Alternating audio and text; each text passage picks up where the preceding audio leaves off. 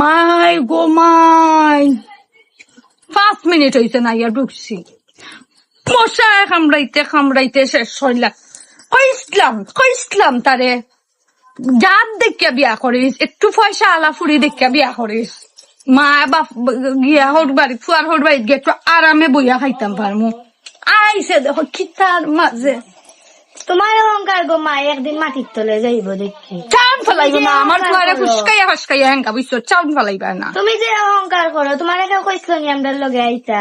আইছো পিছে পিছে ফুয়ারে নি জাদু করিলাই তে আইতাম না নি কিতা নি আমার ফুয়ারে খাবাইলাও বিশ্বাস নাই তোমার তান্ডে দিয়ে। তোমার কেউ কইছিল আমরার লগে আইতা, কিসে পিছে যাইলাই?